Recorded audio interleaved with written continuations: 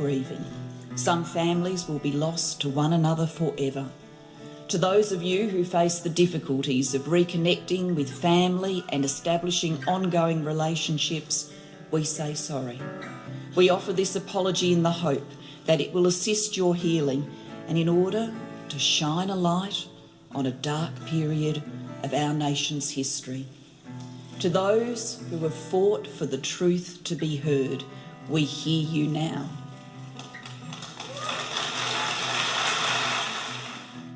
You're listening to Adopt Perspective, a podcast for anyone affected by adoption.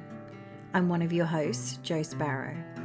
This podcast is a production of Jigsaw Queensland Post-Adoption Support Service. However, the views expressed are those of the people participating, not necessarily Jigsaw Queensland.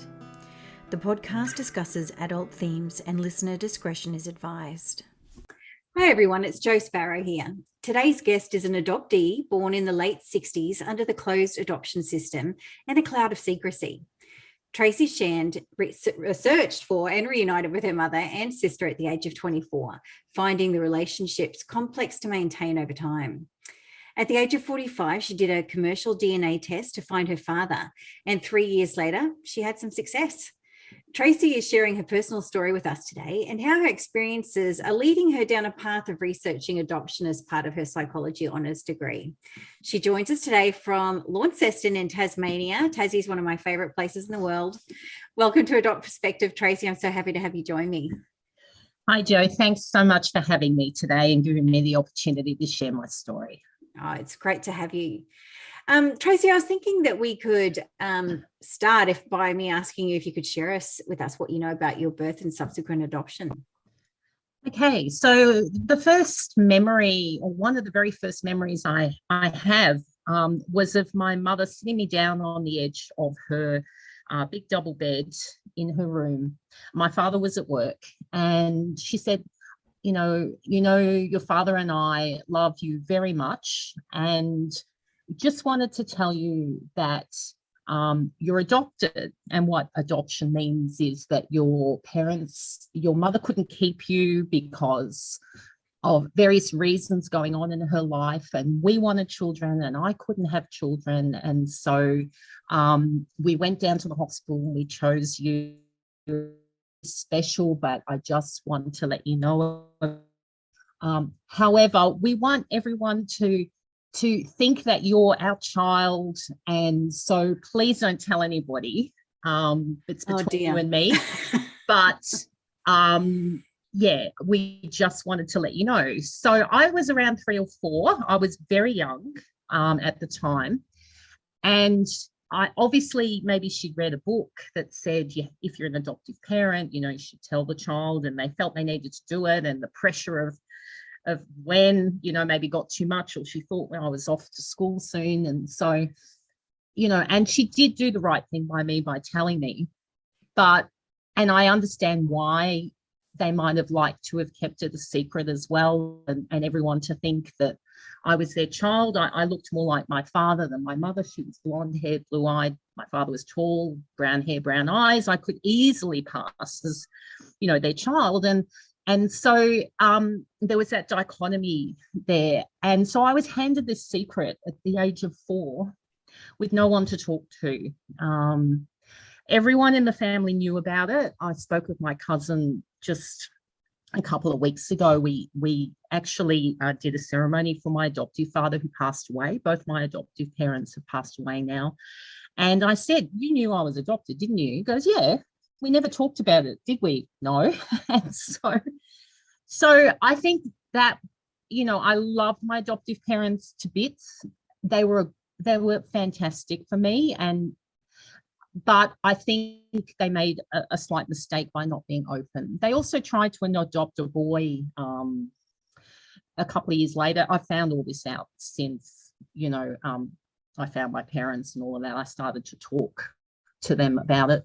But they were rejected because they were too old. My mother was 39 and my father was 42 when they brought me in. And so they tried again, and they were too old, and we were getting towards the 70s. We're already in the 70s, and there were less babies available. And so I was also raised an only child of English parents who had immigrated with no family, and the only family was in Adelaide, and they were Jehovah's Witnesses. And so, not that there's anything wrong with that, but my dad was an atheist, and so go over there. He was a twin. He was an identical twin. They get into an argument after a couple of days, couldn't stand each other. Right, we're going home. So that was my limit of family. And I think, that even though I was extremely close to my mother growing up, she was my best friend, she was my confidant, there was still a lot missing at that time growing up. There was a secret I was carrying. I felt alone, and I didn't have much family. So I always grew up sort of craving family. And even though I loved my parents, there was so many things that was happening in me that was very different to the type of people that they were. And so, that's just a little bit of the early years. Do you have any recollection of how you interpreted as a young child the fact that it was a secret, what that meant? Like, what did that mean to you? Why do you think? It made me feel different. It made me feel like shy.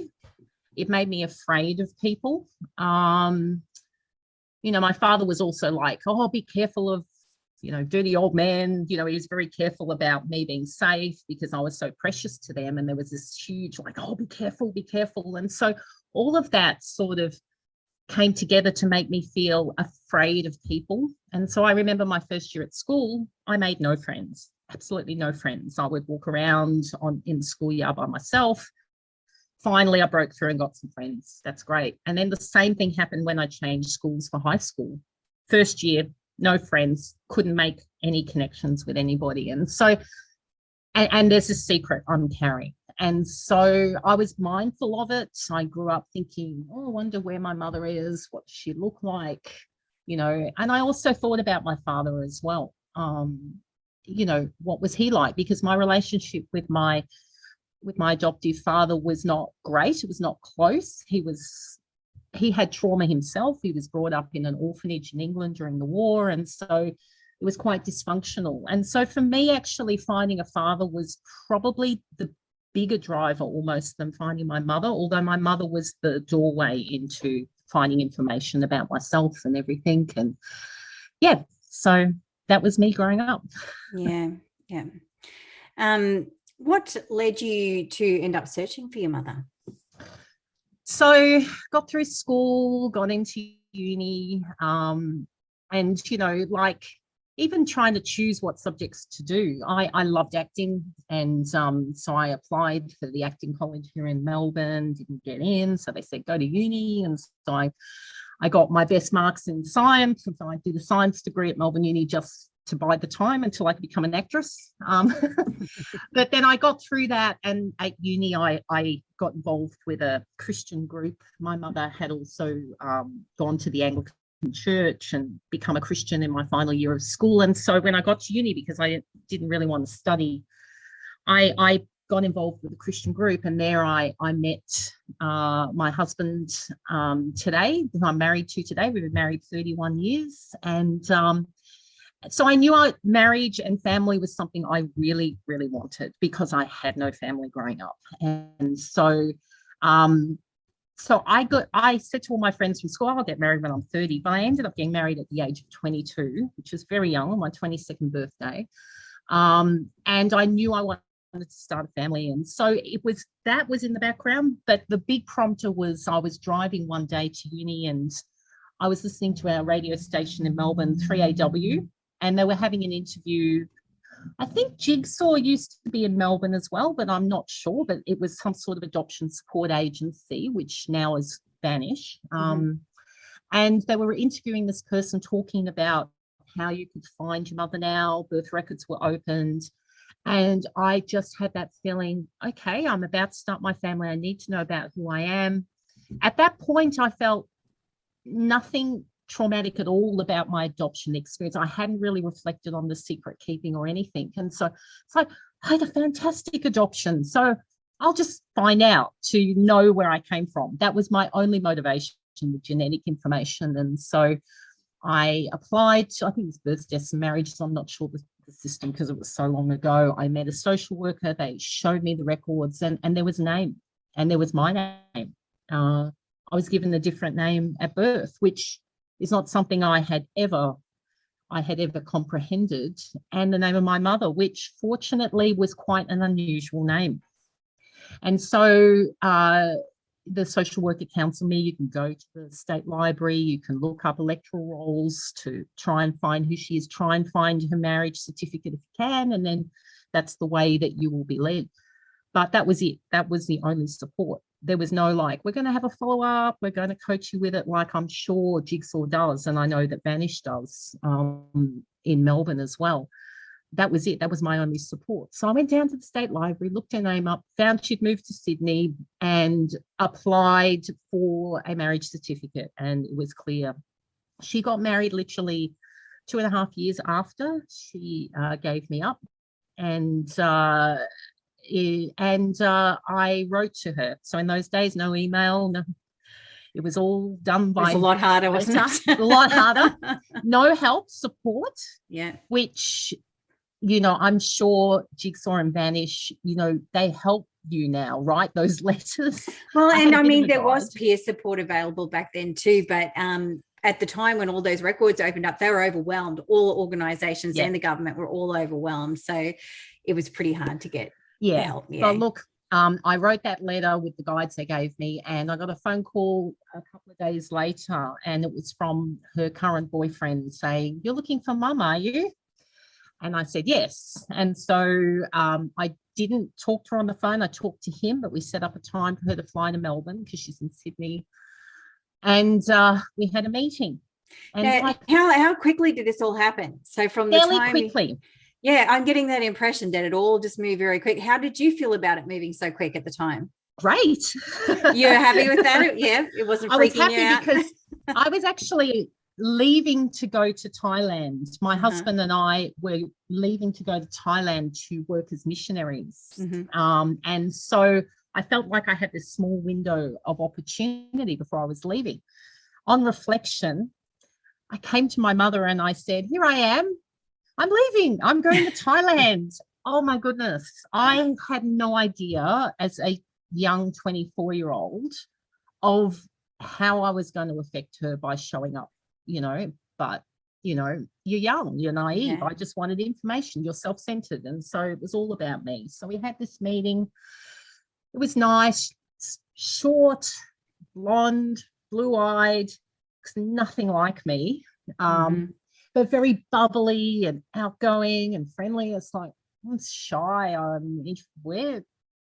Interesting. We had a good time. She came back to our house, and then I made the fatal mistake of putting on baby videos. So my parents had taken lots and lots of videos, and I just thought, I'll show that. You know, I want to fill in the gaps of what she missed out on. Like, I wasn't feeling any trauma at that stage, and so. But I had no awareness at all of how triggering that would be for her. And she couldn't handle it. She booked herself a taxi and left. So that was my first experience. And then I left and I went to Thailand. We kept in contact through letters. I came back 3 years after for a furlough, and I met my sister then and my brother. So my half sister, half brother. My sister, when I found my mother, was actually in Egypt, had done a science degree, teaching English like I was doing, and very interesting that there was that similarity. And she'd never had a sister, but I met her. She had a son, literally they're about 9 months apart in age. She had hers over in Egypt. I had mine over in Thailand. It was lovely, but then I went back again. So because I wasn't around, it was very hard to build any sort of relationship. And then in the year 2000, I got a call when I was in Thailand that my mother had passed away. My adoptive mother had suddenly had a heart attack and passed away. And so I had to get on the plane, come home. You know, I rang my first mother, and told her that, my mother had passed away, and she said, "Do you want me to come down for the funeral?" And it was like I said to her, I can't. Like, I've told literally only my husband. He's the only person in my life that knows I was adopted. I can't have you showing up and saying, "How do you know, Tracy?"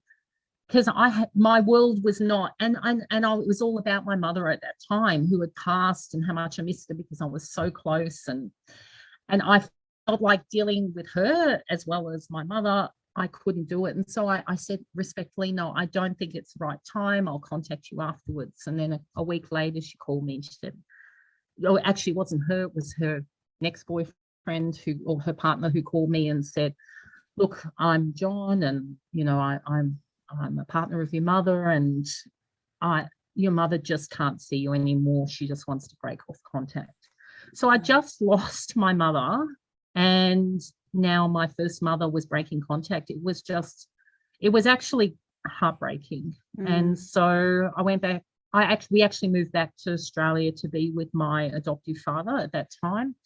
He lived with us in our house because of his own trauma of being in an orphanage. I just felt I couldn't just leave him. And so, he lived with us, and there was a lot going on, and that was hard. So I had met my sister and had a bit of a relation with my sister, and I would go to Sydney once a year for a conference. And so we would make a time periodically over the years to catch up. But I mean, you can't have a sisterly relationship with a once a year meeting.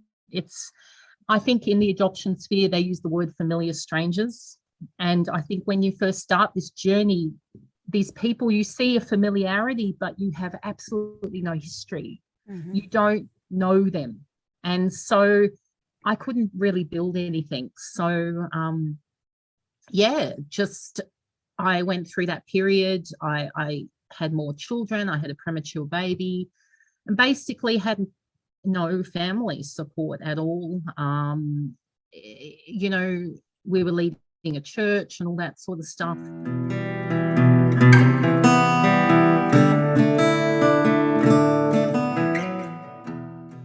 So, Tracy, just like me, you waited about 20 years before beginning your search for your father.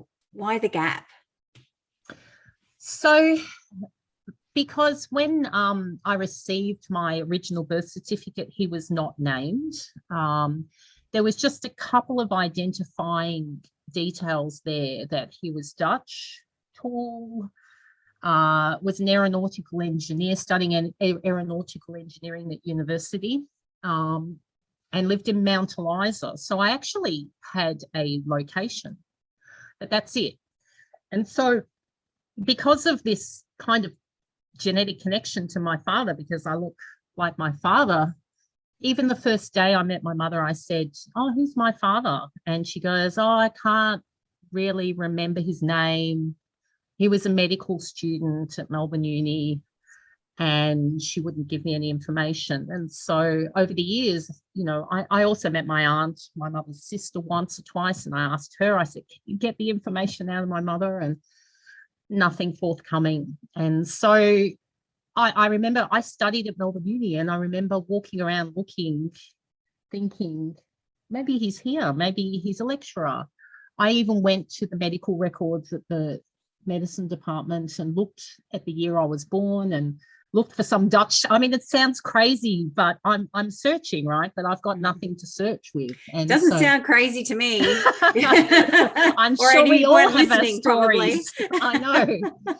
And so, but then when I found out at the age of 45 that there was this thing, and it was the first time I found out about it, direct to consumer DNA testing, I thought, great, I'm going to do it. Like, no questions asked. I did genetics at uni. I know that that's a surefire way of finding him. It's been a game changer, hasn't it? It has. Yeah. And so I went with Ancestry, the most common DNA site here in Melbourne, and it's promoted widely. Spit in the tube, sent it off, so hopeful. I remember the time when I got my results back. It's like, okay, I'm going to find my dad. And then nothing. Just all I got was fourth cousin matches, which is virtually impossible to trace anything distance. And so kept trying every night, trying to look, trying to get a name and a connection, and there was just nothing. And so I did that for about 6 months or so, kept searching. And then I heard that you can upload your results to other websites. And so I uploaded my results to MyHeritage. And then I also did another DNA test with 23andMe. And so I thought, right, okay, now I'm on all the websites. I'm going to find him. Again, third and fourth cousin matches, just names that didn't make any sense, didn't know, I could trace my mother's side quite easily. I could see where that came from. I was building a family tree around her side. But the other ones, I just, to find a father in all of that was just too hard. So that was hard. I was staying up late doing research and getting nowhere. But the breakthrough came actually very close to now, would you believe, 4 years ago. I was sitting with my mother-in-law the day after Mother's Day, got an email. You have a 14.3% match. This person could be your first cousin, your great uncle, and a few other options. It was like, oh my goodness, I've got something. I've got something of significance. And that came from the MyHeritage website, not Ancestry. And so immediately, obviously, I wrote and I found out that this girl had done a DNA test for her brother for his 18th birthday, thinking that there could be some Aboriginal ancestry in their line. And that's why she did it. So she had done this DNA test. And so I, as you do, stalked the family on Facebook, didn't I? And what did I find? Well, that they come from the Mornington Peninsula, Mount Eliza area. There is a bit of Dutch heritage. I look at them, I look at the pictures and I go, oh my goodness, I can see something of the hazel eyes, brown hair of me in them. It's them, right? Mm-hmm. Now, who is it? So I look up and I find this brother of someone in the family who's a bit of a bikie with tats, and it's like, oh, maybe that's him. Not that there's anything wrong with that. It's just I don't have anyone like that. I'm not. I don't have that kind of background, but it could be him, and that's fine. I mean, I'm just really, really want to meet him, at this stage. And so it took about 3 or 4 weeks of emailing to and fro to this girl who turns out to be my cousin. And finally, I sent her a photo. I said, here's a photo of me just before when I got the DNA results. And that's when she responded and she goes, okay, I'll ask my uncle, not the bikie uncle. But she thought it could be another uncle, but she goes, but he would have only been 16 at the time. So it doesn't kind of make sense, but I'll reach out to him and ask. And so she did. And immediately, I gave her my contact details. Immediately, I get a text back from my father who says, yeah, I remember your mother. I would like to meet. Was it a text or an email? It was an email. I would like to meet you. Can we meet this Saturday? Oh, wow. I had a feeling she could have been pregnant at the time because she disappeared quickly on me. Let's make a time to meet. And so I show up really, really early, like an hour early, because I am so nervous that this is, my father was kind of the figure I was looking for all my life, because I had such a really, not that I decried the relationship with my mother. I have a great relationship with my mother today as well, but it was like I had that growing up. I didn't have that sort of benevolent, loving father growing up. And so I was so nervous, went to the coffee shop, I was shaking, and met him, and we had a good couple of hours. But the adoptee in me felt, we're afraid of rejection. And so after about 2 hours I just thought, he's probably getting bored with me and he's not enjoying this, and so I'll just make an excuse and go, even though I had the whole day to spend. And later on I found out, he said, you left so quickly, why did you do that? And it was like, man, it was a lot to take in. But as we were walking back to our cars, we were both walking really, really fast. And I went, yep, Now I know where I got that from. He talked about how he played football. He was a sports nut, and my son's a sports nut. How he's a chemistry teacher. My best subject at school was chemistry. I did biochemistry at uni. He loves speaking and public speaking. I always loved public speaking. Look, there were just so many commonalities. It was like that was really where I felt like I had finally found myself. And so, Nancy Verrier's book, Coming Home to Self, was so true of my experience with my father's side of the family. In reunion, it's such potluck. You just don't know what you're going to get. And I am so grateful that my father's side and my mother's side, both sides of the family, have been so accepting of me. It's just made it easier. But my heart goes out, to those that are struggling. And I did struggle. I struggled for 20 years. And it's hard. It's really, really hard.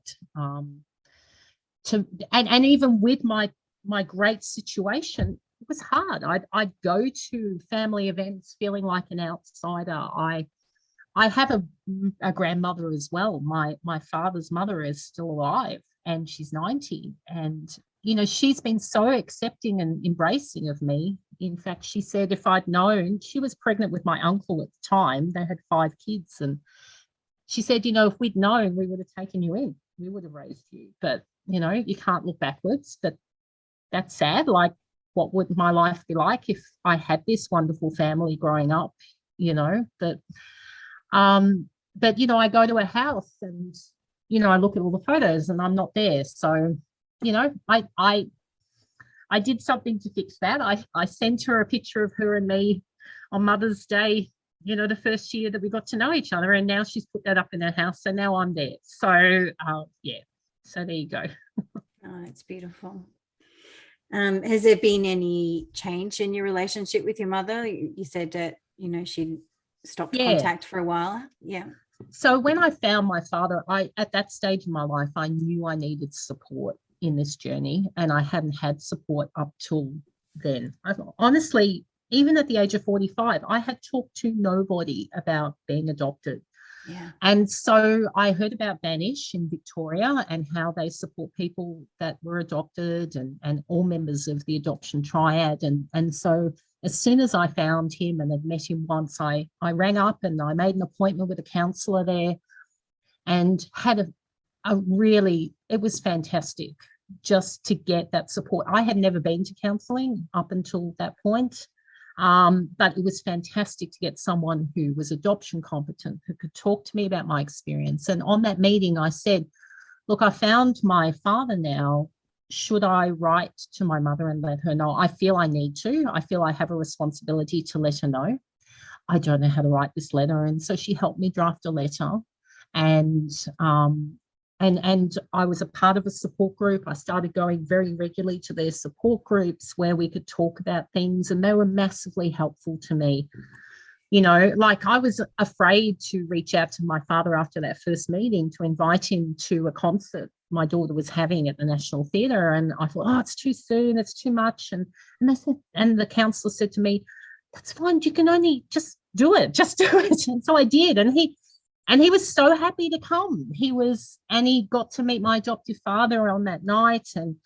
And so it was so helpful navigating everything. So I wrote this letter to my mother.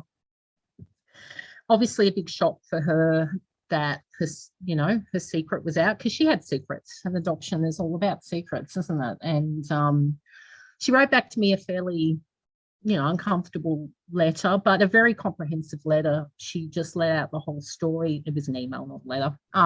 She let out the whole story of her going into a home and everything that happened, and how she found out she was pregnant, and how my father was only 16.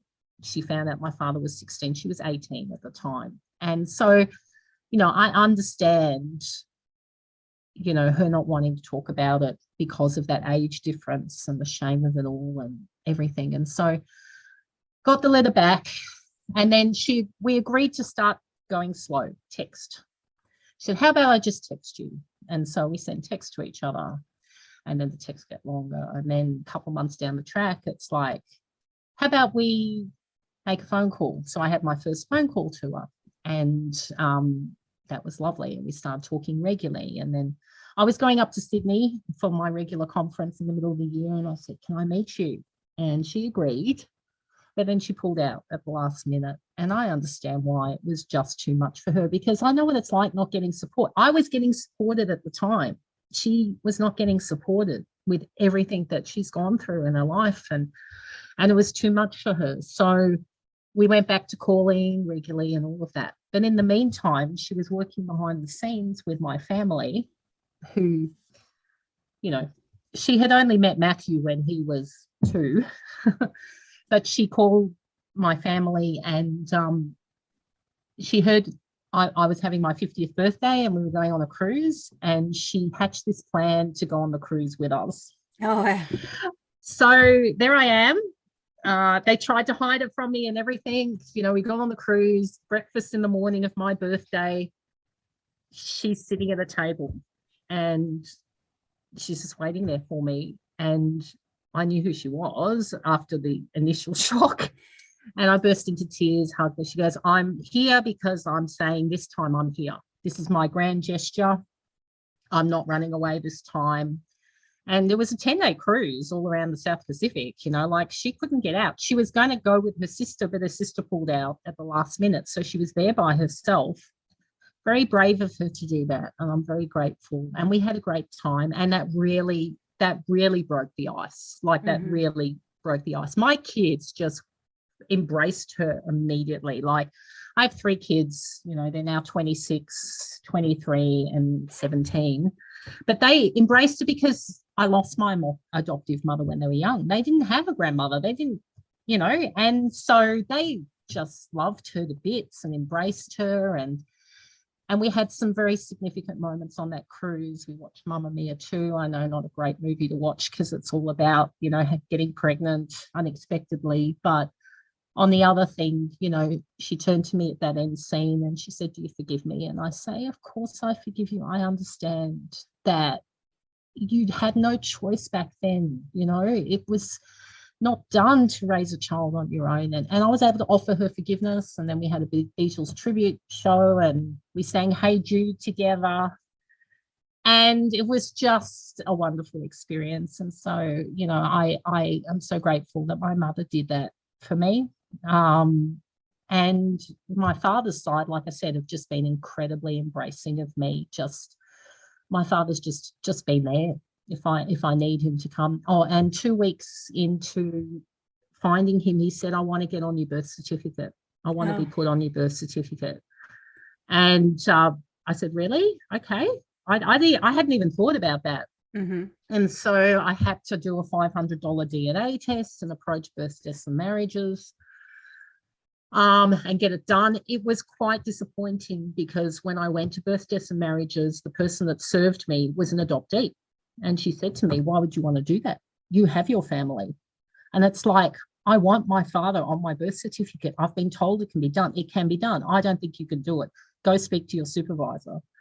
So that was frustrating because I knew it could be done, and that was a less. So I've since explained this in a submission Vanish has made to birth, deaths and marriages to handle adoptees better and train their staff better.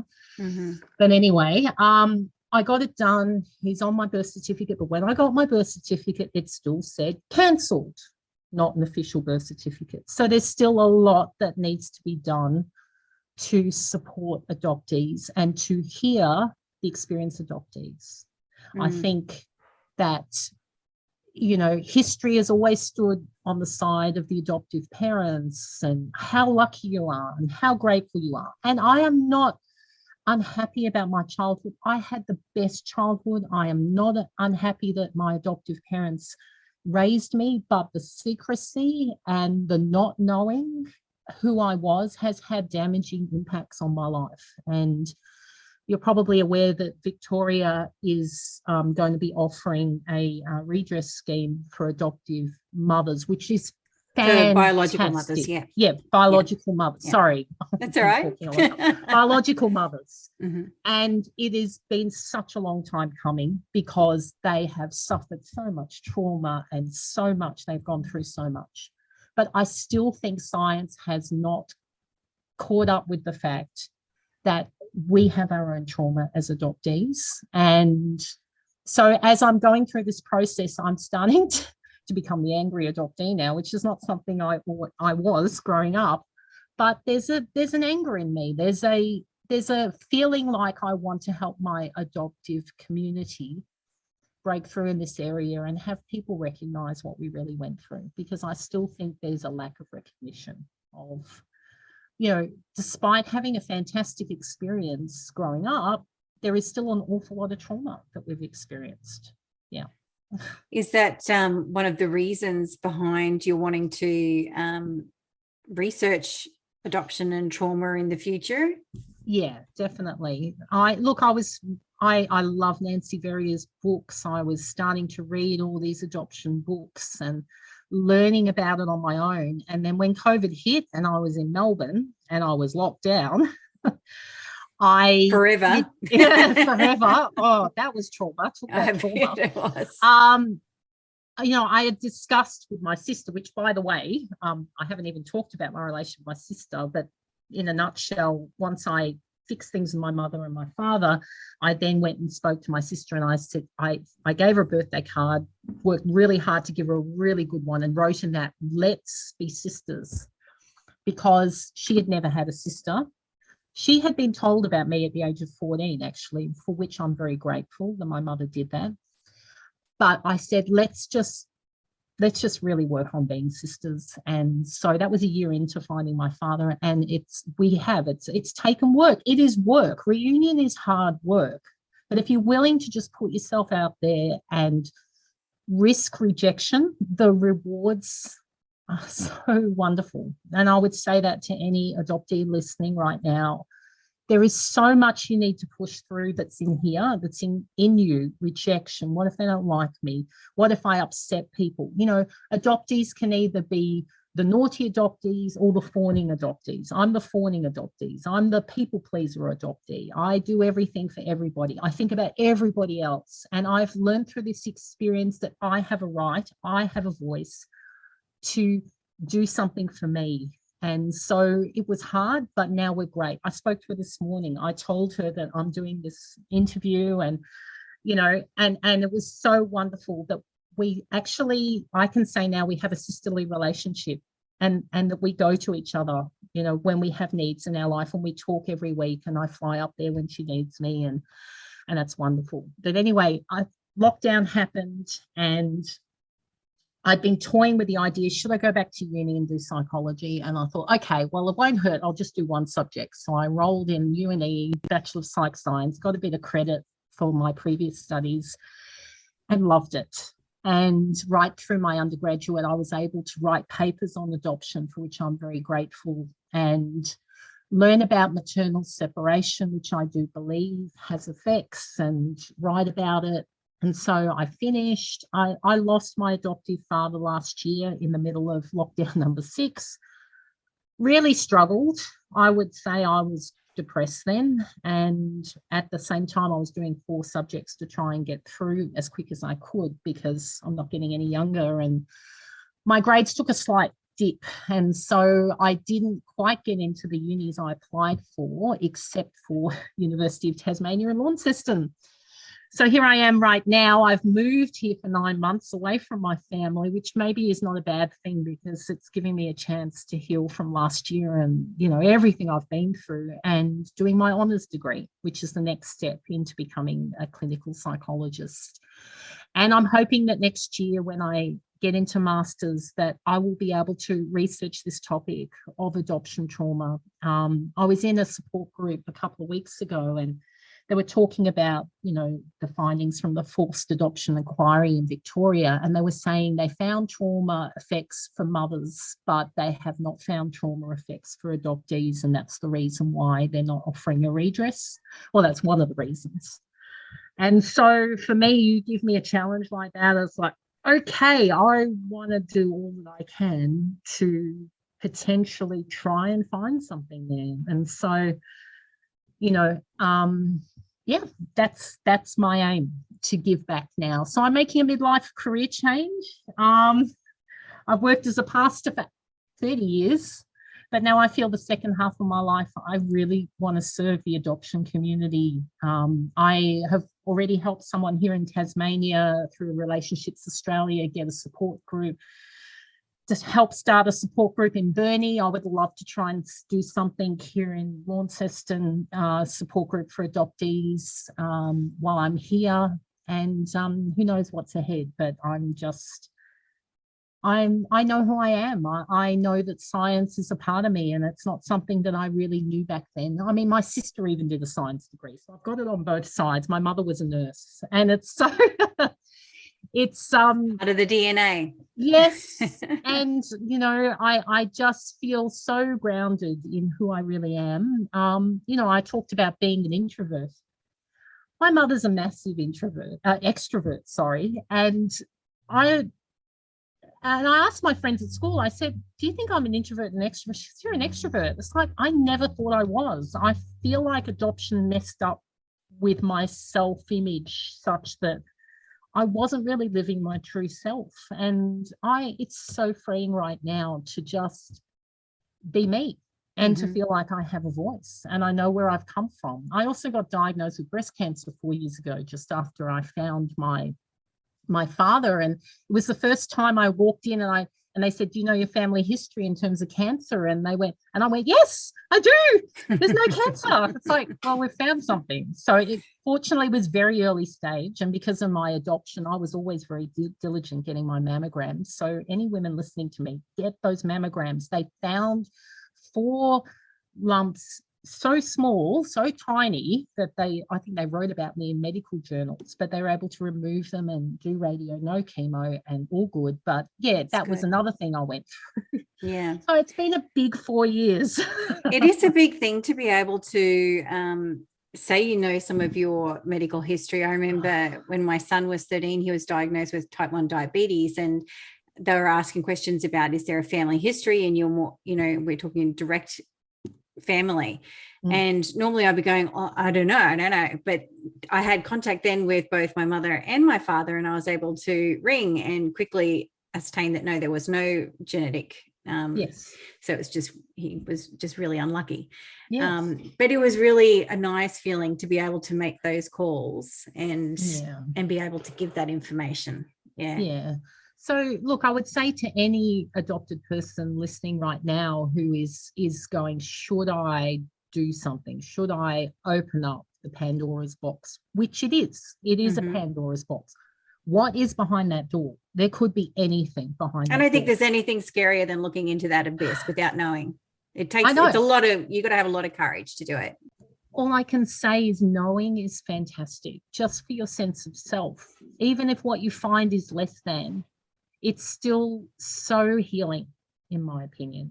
So I would say take the risk, be kind to yourself, get some support, connect with Jigsaw, Vanish, Relationships Australia, whoever the forced adoption support agency is in your state.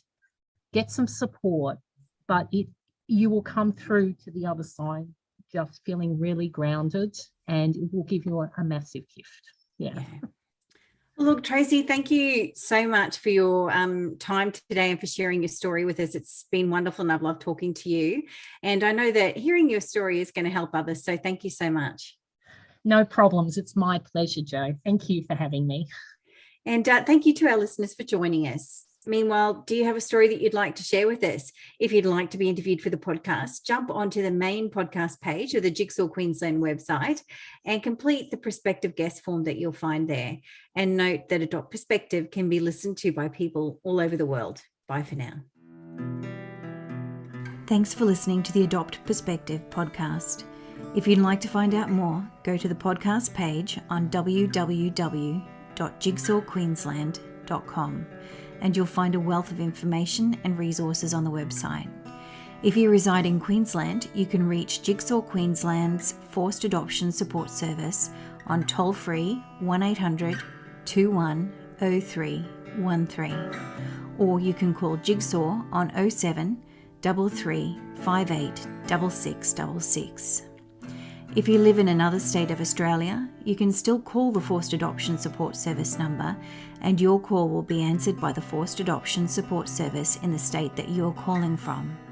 In every other state, Relationships Australia operates this service. A big thank you to Matt Sparrow for composing and recording our original theme music. Until next time, I'm Jo Sparrow saying farewell from Adopt Perspective, a podcast for anyone affected by adoption.